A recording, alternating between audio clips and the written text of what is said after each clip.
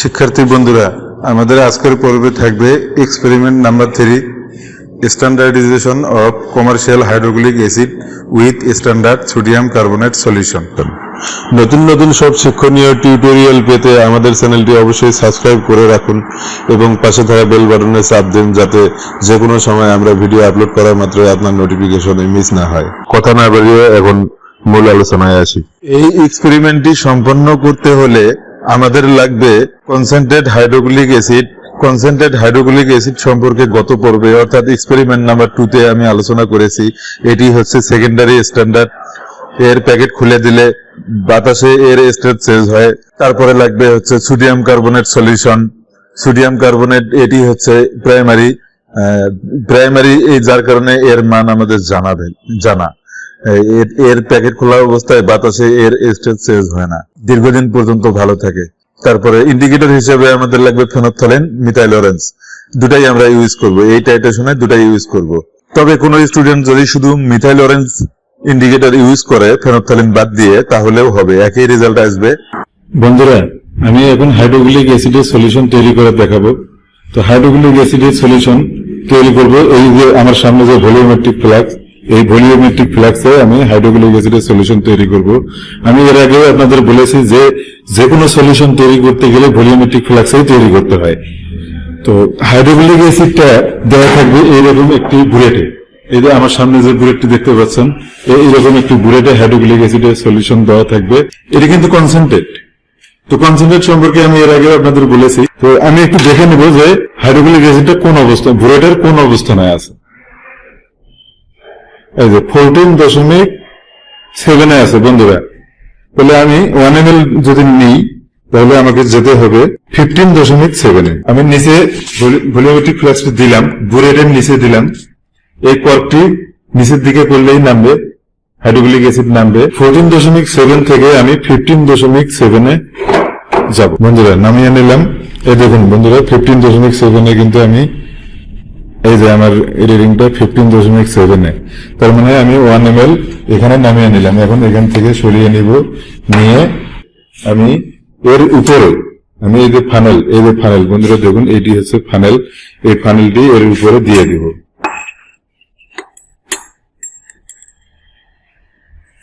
এখন distil water যোগ করব। এই হচ্ছে ডিস্টিল ওয়াটার। ডিস্টিল ওয়াটার মোটামুটি অর্ধেক পরিমাণ আগে দিব, দিয়ে একটু শেক করে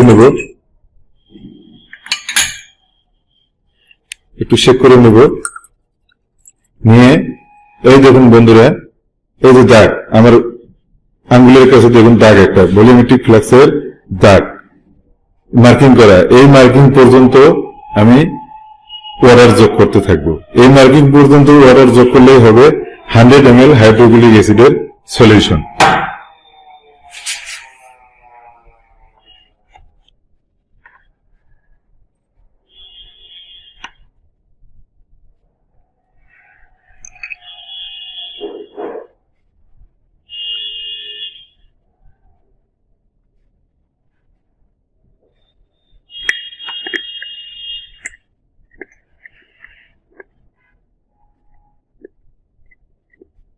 হ্যাঁ বন্ধুরা, হয়ে গেছে আমার হাইড্রোক্লোরিক অ্যাসিডের সলিউশন রেডি।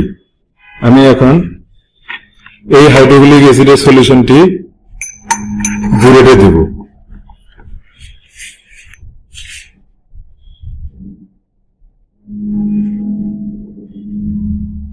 এটি এখন বুলেটে দেব। বুলেটে দিতে গেলেও আমাকে এই ফানেলটি ব্যবহার করতে হবে। আমি বুলেটের ঠিক উপরিভাগে ফানেলটি বসিয়ে, এই যে বুলেটের উপরিভাগে ফানেলটি বসিয়ে দিব। তারপরে আমার এই 100 ml সলিউশনটি, বুলেটে তো 50 ml ধরে, তাহলে 100 ml থেকে ঢালবো।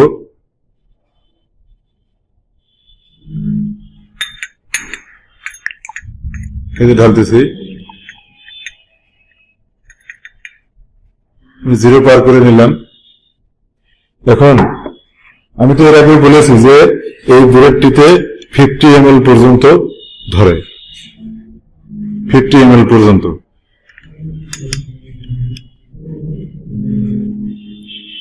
আমাকে একটু নামিয়ে নিতে হবে, কারণ এই নিচের অংশটা ফাঁকা থাকে। এই নিচের অংশটা ফিল আপ করার জন্য আমাকে একটু নামিয়ে নিতে হবে, নামিয়ে নিয়ে উপরের জিরোটা ফিক্স করতে হবে।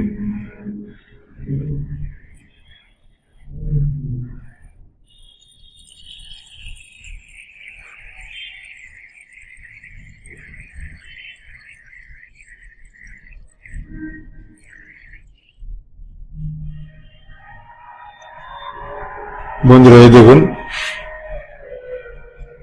দেখুন, জিরো ফিক্স করে ফেলছি আমি। আর একটু নামাইতে হবে।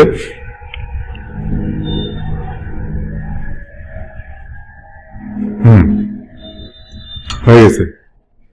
এই যে আমি জিরো ফিক্স করে ফেলছি। লিকুইডের নিচের অংশ যখন দাগকে টাচ করবে সেটি হবে একুরেট। তার মানে আমার বুলেট রেডি। তো টাইটেশন করতে গেলে বুলেট রেডি রাখতে হয় আর কনিক্যাল ফ্ল্যাক্স রেডি রাখতে হয়। বন্ধুরা এখন আমি কনিক্যাল ফ্ল্যাক্স রেডি করব। বন্ধুরা, কনিক্যাল ফ্লাক্সে আমরা দিব সোডিয়াম কার্বনেটের সলিউশন। তো সোডিয়াম কার্বনেটের সলিউশন আমাদের আগে প্রস্তুত করে নিতে হবে। তো সোডিয়াম কার্বনেটের সলিউশন প্রস্তুত করতে গেলে আমাদের ছোট্ট একটি ফর্মুলা ফলো করতে হবে। সেই এই ফর্মুলাটি আমি 1 নম্বর এক্সপেরিমেন্টেও দেখিয়েছি, আবারও দেখাচ্ছি। সেই ফর্মুলাটি হচ্ছে W = CmV/1000। এখানে C হচ্ছে কনসেন্ট্রেট, অর্থাৎ আমরা 0.05 মোলারিটিতে সোডিয়াম কার্বনেটের সলিউশন তৈরি করব। তার মানে সেক্ষেত্রে C এর মান হবে 0.05। তারপরে M তে হচ্ছে মলিকুলার ওয়েট। সোডিয়াম কার্বনেটের মলিকুলার ওয়েট হচ্ছে 106। কিভাবে 106 আমি সেটাইও দেখিয়ে দিচ্ছি। এই যে সোডিয়াম কার্বনেটের সংকেত হচ্ছে এটা Na2CO3। এখানে Na এর আণবিক ভর হচ্ছে 23। Na দুইটা আছে, অর্থাৎ সোডিয়াম দুইটা আছে, এই জন্য 2 দিয়ে গুণ। তারপরে কার্বনের আণবিক ভর হচ্ছে 12, আর অক্সিজেনের আণবিক ভর হচ্ছে 16। কিন্তু অক্সিজেন 3টা আছে, এই জন্য 3 দিয়ে গুণ। এইটা ক্যালকুলেশন করলে, এই পর্যন্ত ক্যালকুলেশন করলে হবে 106। তার মানে আমরা M এর মান পাইলাম 106। তারপরে V হচ্ছে ভলিউম, অর্থাৎ আয়তন। আমরা 100 ml সাইজের ভলিওমেট্রিক ফ্লাক্স ব্যবহার করব, সেখান থেকে আমরা V এর মান পাবো 100। তাহলে এই মানগুলি আমরা যদি এখানে বসাই তাহলে আমাদের ক্যালকুলেশন করে রেজাল্ট আসবে 0.53 গ্রাম। অর্থাৎ আমাদের 0.53 গ্রাম সোডিয়াম কার্বনেট মেপে নিতে হবে। মেপে নিয়ে ভলিওমেট্রিক ফ্লাক্সের দাগ পর্যন্ত দিয়ে পূর্ণ করলেই, ডিস্টিল ওয়াটার দিয়ে পূর্ণ করলেই হবে 100 ml সোডিয়াম কার্বনেটের সলিউশন। বন্ধুরা এখন আমরা সোডিয়াম কার্বনেটের সলিউশন প্রস্তুত করব। বন্ধুরা এই যে সোডিয়াম কার্বনেট, এই দেখুন পাউডারের মতো, একদম সাদা পাউডারের মতো দেখতে। আমরা এর সলিউশন প্রস্তুত করব। এর সলিউশন প্রস্তুত করার জন্য আমাদের 0.53 গ্রাম মেপে নিতে হবে। আমরা ব্যালেন্সটা আগে চালু করি।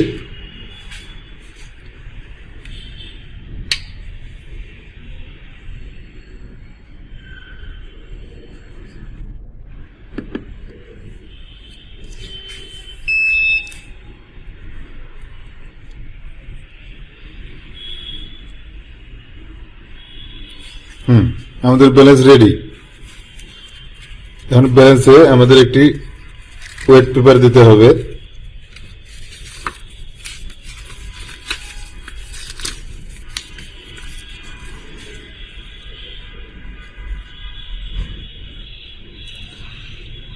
কাগজটার একটা ওয়েট শো করে, আমরা 0 সেভে কাগজটাকে 0 বানিয়ে ফেলবো।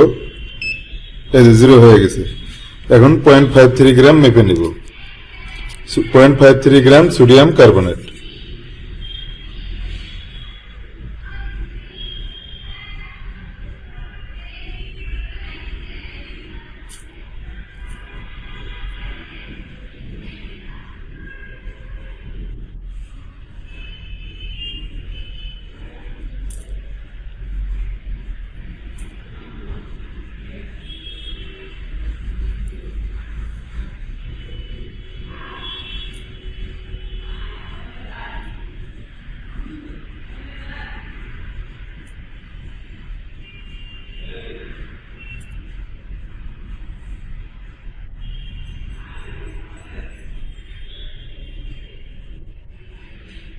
আর সামান্য একটু লাগবে।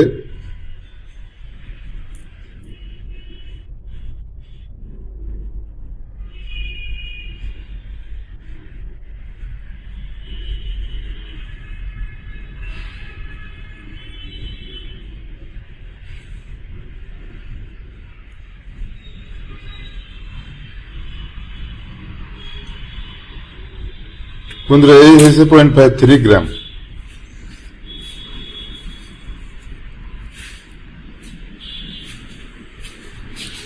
এই 0.53 গ্রাম সোডিয়াম কার্বনেটটি আমরা ভলিওমেট্রিক ফ্লাক্সে, এই যে ভলিওমেট্রিক ফ্লাক্স, এই ভলিওমেট্রিক ফ্লাক্সে ঢেলে দেব। আমি এর আগের এক্সপেরিমেন্টেও বলেছিলাম যে কোনো সলিউশন প্রস্তুত করতে গেলে একমাত্র ভলিওমেট্রিক ফ্লাক্সেই প্রস্তুত করতে হয়।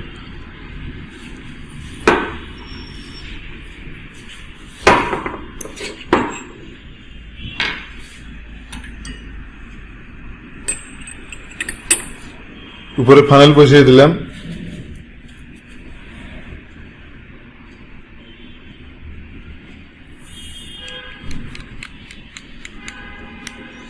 কাগজটিতে একটু লেগে থাকতে পারে, আমি কাগজটি ধুয়ে নিব।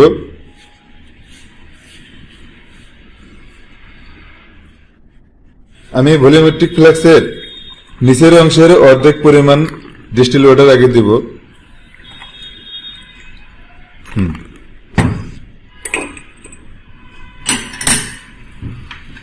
এরপর এটিকে শেক করতে থাকবো, ঠিক এইভাবে শেক করতে থাকবো। শেক করতে করতে সোডিয়াম কার্বনেটটিকে আমি ডিজলভ করব। আমার এটি যতক্ষণ ডিজলভ না হয় ততক্ষণ পর্যন্ত আমাকে শেক করতে হবে।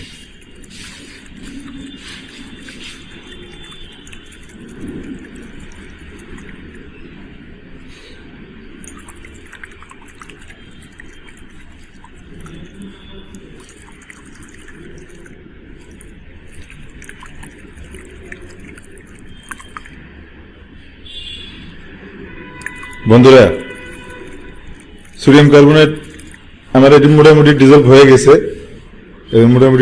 গেছে। আমি এখন এই দাগ পর্যন্ত ওয়াটার দিয়ে পূর্ণ করবো।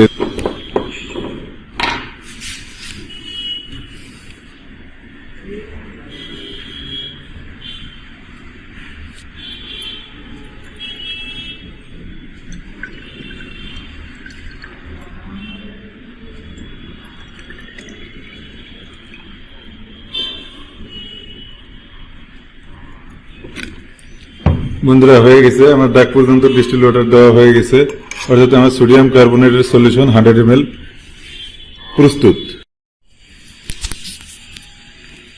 বন্ধুরা, আমাদের তৈরিকৃত 100 ml সোডিয়াম কার্বনেটের সলিউশন থেকে আমরা এখন কনিক্যাল ফ্লাক্সে 10 ml নিব।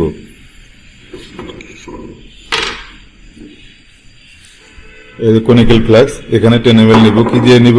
পিপেট দিয়ে নিব। এই পিপেট দিয়ে 10 ml নিব। আমি এর আগের ক্লাসে শিখেছি যে এই পিপেট ফিলারের এজ বাটন চাপলে, এই এজ বাটনটি চাপলে লিকুইড উপরে উঠে।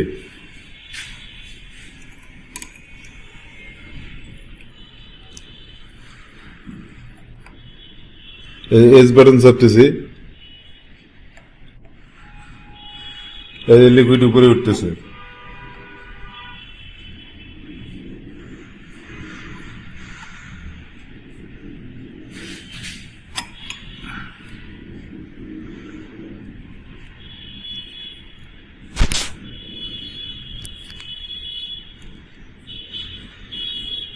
বন্ধুরা, এই যে জিরোতে উঠালাম।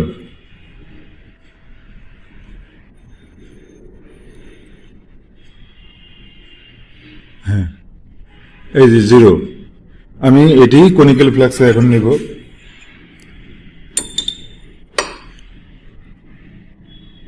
ই বাটন, পিপেট ফিলারের এই যে ই বাটন চাপলে লিকুইডটা নিচে নামে, এই যে নিচে নামতেছে।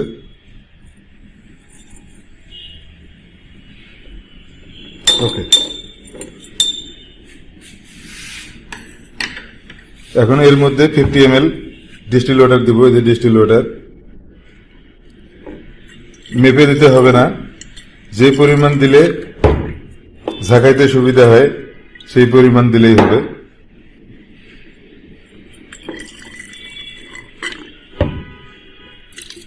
এখন আমি এর মধ্যে নিব ফেনফথ্যালিন 1 ফোঁটা। এই যে ফেনফথ্যালিন, এখান থেকে 1 ফোঁটা নিব। এই যে ড্রপার আছে, ড্রপার দিয়ে 1 ফোঁটা।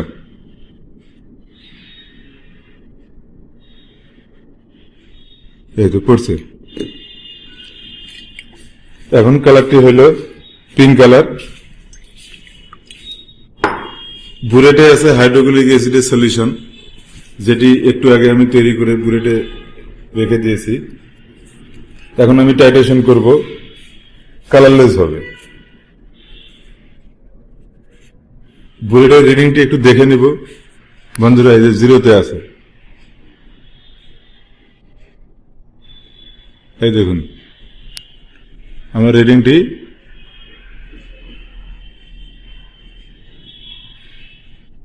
0-তে আছে। এই যে 0, এই যে 0।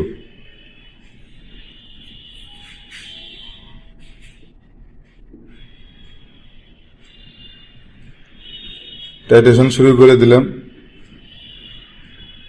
ফোঁটা ফোঁটা করে ফেলবো আর নাড়তে থাকবো কালারলেস হওয়া পর্যন্ত।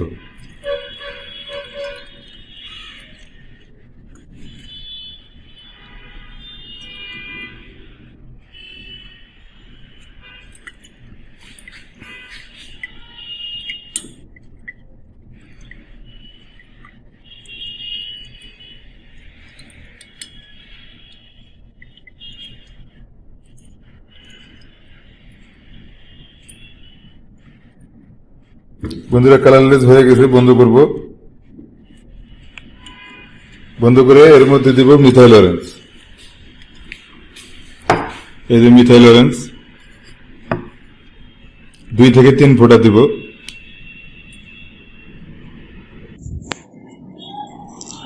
1, 2, 3। এই দেখুন বন্ধুরা ইয়েলো কালার। আমরা যখন টাইট্রেশন করব তখন এই কালারটি হবে রেড কালার।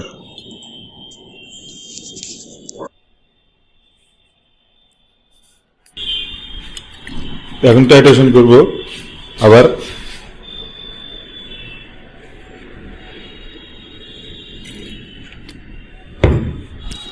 এখন কালারটি হবে আমার রেড কালার।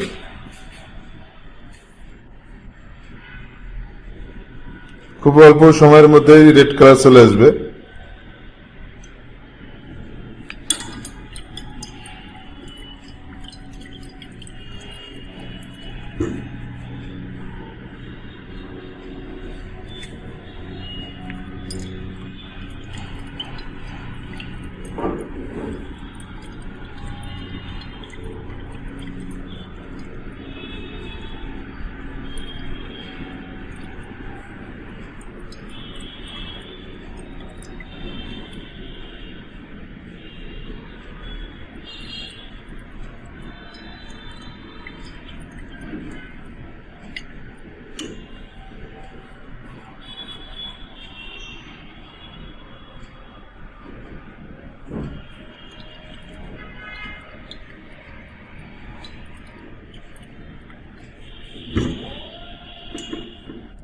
বন্ধুরা আমার রেড কালারটি চলে আসছে। এই যে হালকা রেড, এটাকে কেউ অরেঞ্জ বলে থাকে। তো আমরা এই হালকা হালকা থাকা অবস্থাতেই বন্ধ করে দিব, ডিপ করতে যাব না, কারণ ডিপ করতে গেলে ভুল হবে। এখন আমরা বুলেটের রিডিং নেব। বুলেটের রিডিং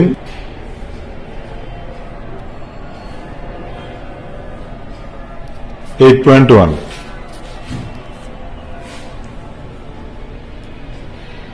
বন্ধুরা এই সংখ্যাটি হচ্ছে 8.1-এ এসে আমার রিডিংটি শেষ হয়েছে।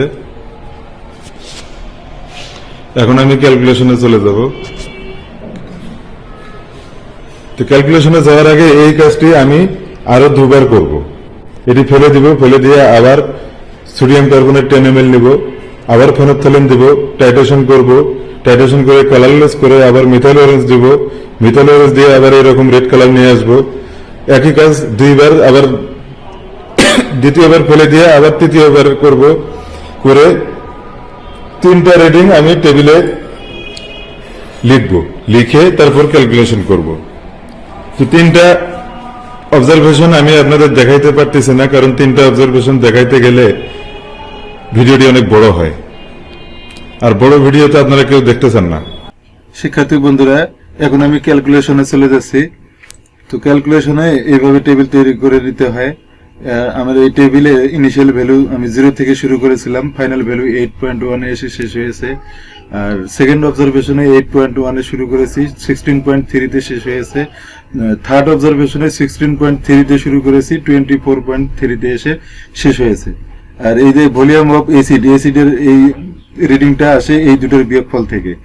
আর এখানে এই 3টার যোগফলকে 3 দিয়ে ভাগ করে এভারেজ আসে, সেই হিসেবে আমার এভারেজ আসছে 8.1। এখন আমি যাব ক্যালকুলেশনের রিঅ্যাকশনের অনুপাত থেকে আমরা যে সূত্রটি জানি সেটি হচ্ছে 2V base into S base equal V acid into S acid. আমরা তো অ্যাসিডের স্ট্রেংথ বের করব, এজন্য এটিকে আমি বামে রেখেছি, বামে রেখে আর বাকিগুলি পার করে দিয়েছি। তো ভি অ্যাসিডটা ভাগ হয়ে গেছে। এখন এখান থেকে আমার হচ্ছে অ্যাসিডের ভলিউম যেটা আমরা বুলেটে রেখেছিলাম তার ভলিউম ছিল 8.1, আর স্ট্রেংথ তো বের করব।